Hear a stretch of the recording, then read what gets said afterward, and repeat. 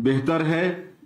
एक तो मनरेगा में 100 दिन का रोजगार उपलब्ध कराने का था, जिसको इसमें बढ़ाकर 125 दिन किया जा रहा है।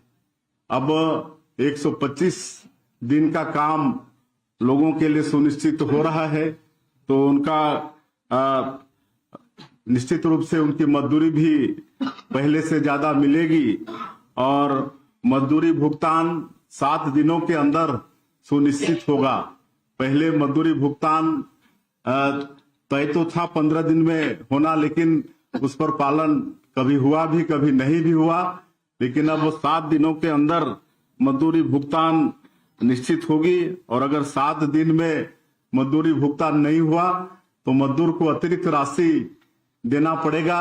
ये कह सकते हैं कि मजदूरी का ब्याज मजदूरों को देना पड़ेगा। ये विकसित भारत जी राम जी अधिनियम में ये सुनिश्चित किया गया है।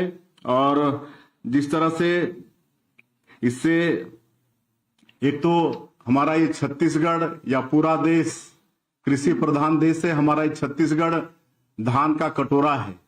और पहले शिकायत आती थी कि साल भर मनरेगा का काम चलने से विशेषकर किसानों को मजदूर मिलते नहीं थे और उनका कृषि कार्य भी प्रभावित होता था, विशेषकर बुआई के समय और कटाई के समय। तो अब 60 दिन काम बंद होगा।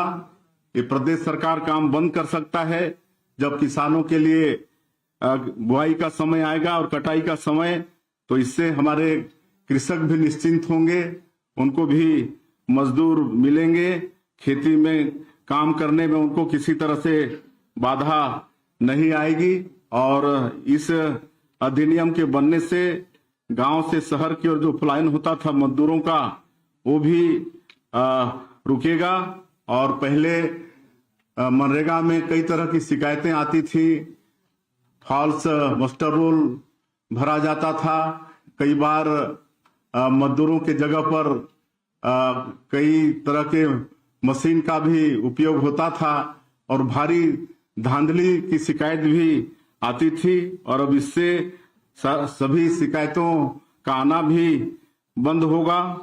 तो इस तरह से एक बहुत क्रांति मजदूरों के विकास के क्षेत्र में इस अधिनियम के आने से होने वाला है। और